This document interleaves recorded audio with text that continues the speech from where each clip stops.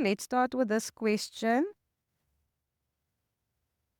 Question 9 says, in the diagram below, AB is a chord with center O.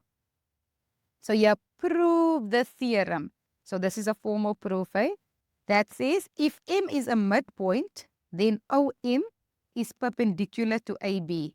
So you have to prove that this is perpendicular to that. So that means you must prove that that angle is 90. Okay?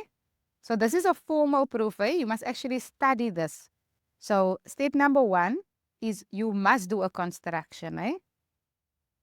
Why do you do a construction? Because you need two triangles. Then you're going to prove congruency. You must know your steps. Congruency, here your reason is going to be side, side, side. So when you have to prove this angle, it's side, side, side. And then you're going to do angles on a straight line. And then, therefore, OM is perpendicular to AB. Okay, so we're going to do these steps now. So first thing, let's do our construction. So our construction, construct OA. So O is the center, so that's a radius, and construct OB. Okay, and then you have to write this down, So you're going to say here, construct OA and OB. Okay, so there you've done your construction. Now we're going to prove congruency. So now you see you have two triangles. There's a triangle and there's a triangle. So I'm going to write in triangle OMA and triangle OMB. Remember, my reason is going to be side, side, side. So let's look for sides. OA is equal to OB. They are radii. So OA is equal to OB, reason radii. Then AM is equal to MB. AM is equal to MB because M is the midpoint. So it's given here that if M is the midpoint, so it means this is equal to that. The reason for that is it was given. And then this side is in both triangles. So OM is equal to OM. The side is common to both triangles. So now you've done congruency. Let's end it off. Therefore, triangle OMA is congruent to triangle OMB. My reason, side, side, side. Now we must do angles on a straight line. So I'm going to continue here. So I'm going to say this angle is equal to that angle. So make this M1 and this M2. So M1 is equal to M2 because of congruent triangles. So because of congruent triangles. But M1 plus M2 is equal to 180. These angles on a straight line. So we've done congruency angles on a straight line. Therefore, if they are equal to each other and they add up to 180, then M1 is 90. There's no other way. M1 is 90 and M2 is also 90. Then you write therefore. So therefore, OM is perpendicular to AB. And there you've done your formal proof. Construction, congruency. M1 is equal to M2 and angles on a straight line, each equal to 90. Therefore, OM is perpendicular to AB.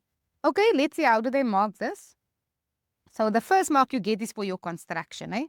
So you must have a construction, otherwise this will be a breakdown.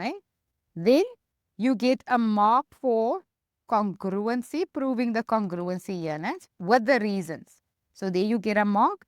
And then for saying these two are equal to 180, you get a mark. So this question was a 5-mark question. But you have to write everything down and then make this conclusion. So try and get 5 out of 5 for your formal proof. Okay, our next question is 9.2. So normally if you have to prove something, in the next question, that proof will be tested. So let's read. In the diagram below, O is the center of the circle. So we have a center.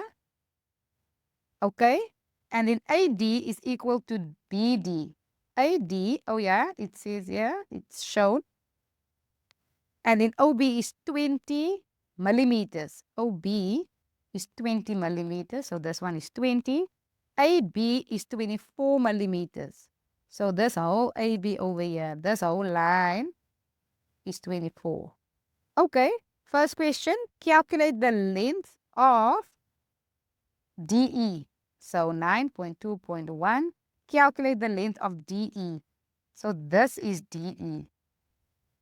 Okay, let's look, where's DE? Oh, here's DE.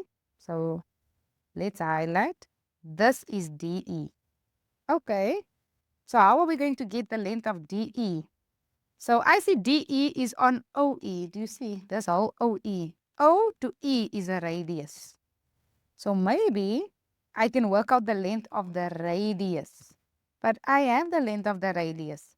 OB is a radius and OB is 20. Therefore, the whole of OE is also 20 because OE is also a radius. So this whole OE is also a radius. Let's write that down. So OE is 20 millimeters radii. Okay.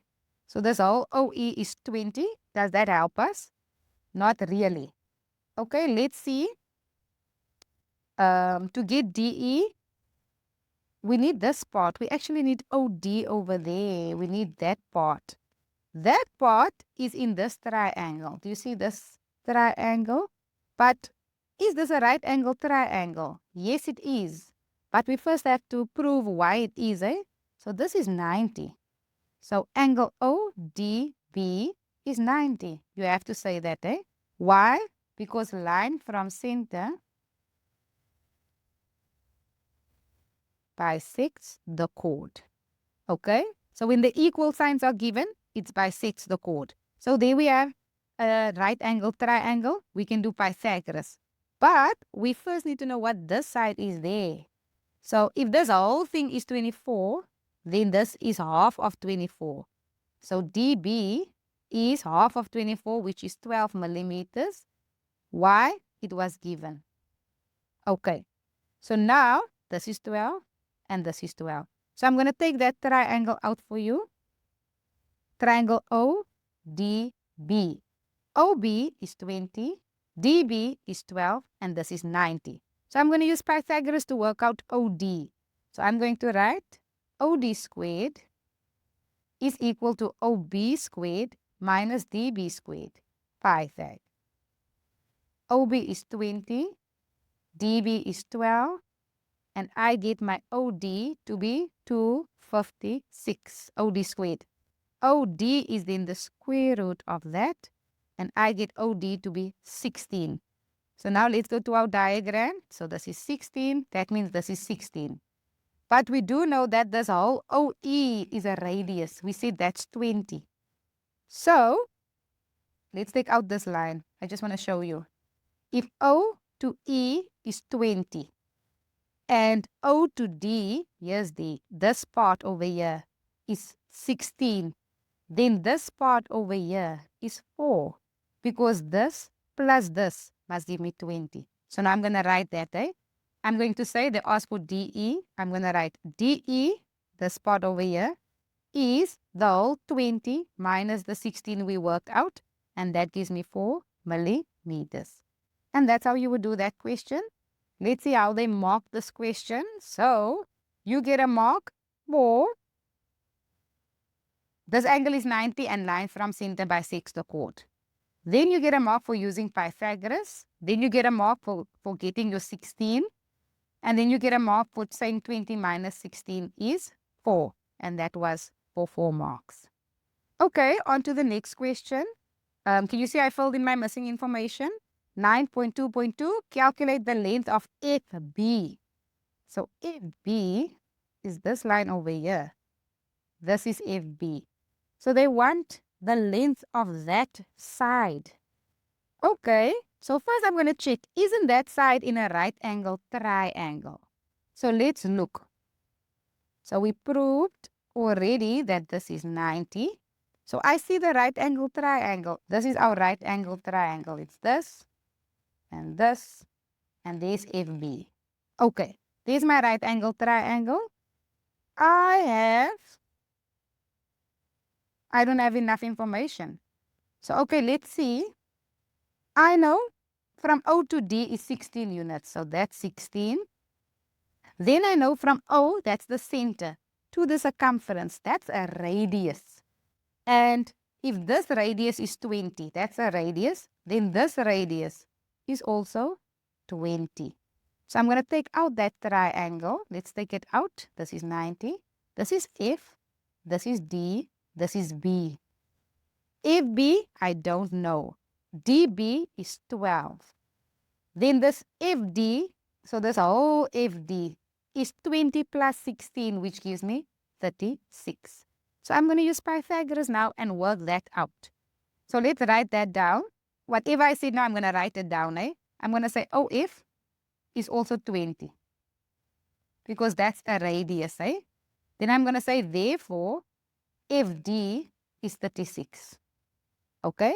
Why? Because I said 20 plus 16. I worked out the 16 in the question before. Now I'm going to say FB squared, let's use Pythagoras, is equal to FD squared plus DB squared Pythag. So FB squared is equal to 36 squared plus 12 squared. FB squared is 1440. FB, take the root, is equal to 37,95 millimeters. So how did they mark this question? They gave a mark for that 36 over there, then for using Pythagoras and for the answer. And this was a 3-mark question. Question 10 says, the circle is given below with TQA as a tangent. TQA. So we have a tangent. And then PS is equal to SR. PS is equal to SR. PS is equal to SR. Okay, that's shown. PQ. PQ is parallel to SR. Okay, that's also given. SR is just extended. Okay, and then it's extended to A. We can see that. And Q1 is X. There's Q1. And Q3 is Y. Okay, let's start. 10.1. Give with reasons 3 angles equal to Y. So, okay, let's start. Here's Y. Y is between a tangent. Do you see the tangent? And a chord. That is a chord, hey? Okay, so Y is between a tangent and a chord. So immediately I think tan chord theorem. So the tan chord theorem looks like this, Tan chord looks like this. This angle is equal to that angle. But this must be the circumference, So this must be the circumference. Let's look for something like that inside here. So I'm going to highlight. Do you see there? So do you see? There I'm going to do that. There I'm going to do that. And there I'm going to do that. So there I have it. I see this. So I see something like that. This is equal to that. So P2 is also equal to Y. So I'm going to write here 10.1. P2 is equal to Y tan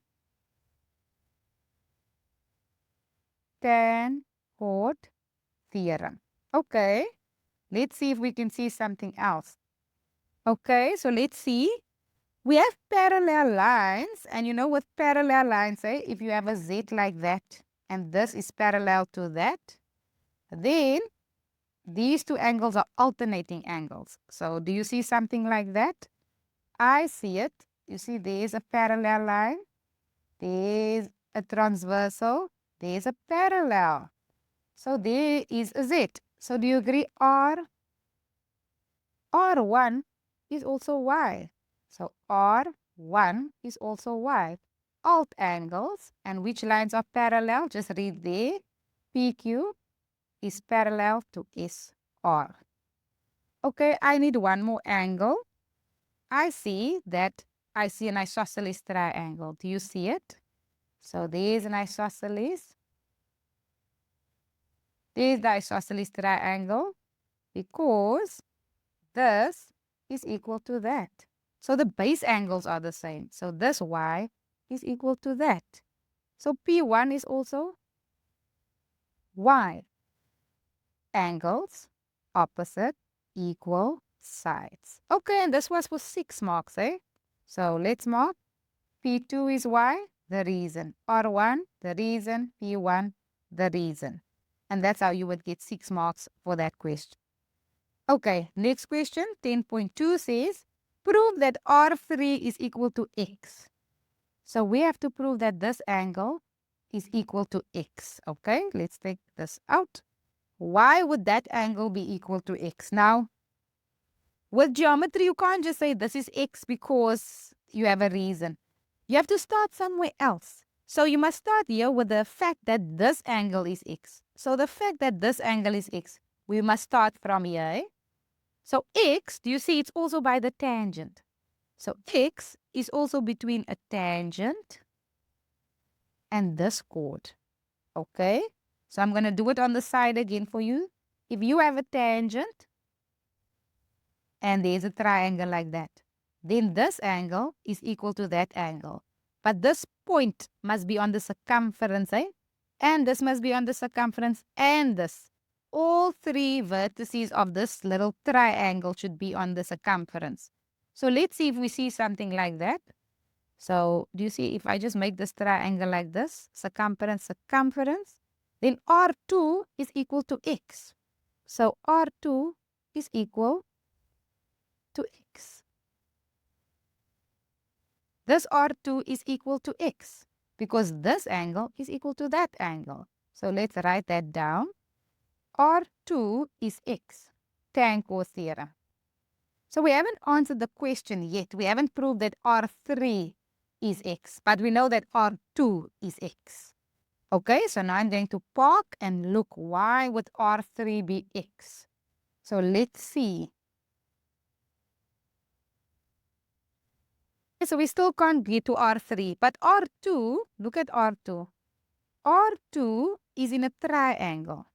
So let's see. Do you see this triangle?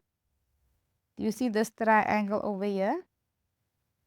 That's also an isosceles triangle because can you see it was given this is equal to that. So if this is X, then this is also X. Angles opposite equal sides. So this is also X. So that's Q2, eh? Q2 is also X. Angles opposite equal sides. Okay, let's see if I can get to R3 now from Q2. So I know that these lines are parallel. So this line is parallel to this line. Will that help me? Yes, look here. I see a Z. So let me show you the Z. The Z goes like this, then like this, then like that. So remember, this line is parallel to this whole line. So you can put the arrows even here. They are parallel. So there's the Z. You see? This angle is equal to that angle. So therefore, R3 is also X. And alt angles, because which 2 lines are parallel? Just go look at the information. PQ is parallel to SR. And that is 4 marks. Okay, let's see. How did they mark this question? So for tan chord, X and tan chord, for both this and the reason, 1 mark. And for this and the reason, 1 mark. So that's how you would get 4 marks for that question. Okay, so I filled in all my information there. There's the 3 y's. We have 3 x's. 10.3 says, prove that angle S is 180 minus x. Prove that angle S, here's S. 180 minus x. So I need to see how I can prove that. We see the interior angles of a triangle here, but it won't help because it has y's. So, do you see the cyclic quad? This is a cyclic quad. They don't have to tell us it's a cyclic quad. But whenever 4 points touch the circumference of a circle like this, and it's a quadrilateral, it's a cyclic quad. No one has to tell you that, eh? And what do we know about the cyclic quad? A cyclic quad, the opposite angles are equal to 180. So angle is, so let's write 10.3. Angle is plus angle Q2. So that one plus that one is equal to 180. opposite angles of a cyclic quad. Angle S plus, we don't know what S is, but Q2 is X, is equal to 180. So S is 180, take the X over, minus X. And there you proved it. This was only for 1 mark. Okay, so it's 1 mark for the reason and then for 180 minus X. Okay, so I put that in. Last question, 10.4 says, calculate the value of X and Y. Okay, so how are we going to do that? Now, to get the value of X and Y, you need to set up an equation. So you need to set up something that's true. You can use angles in a triangle is 180. You can use angles on a straight line is 180. You can use tan chord. You can use anything as long as it's true.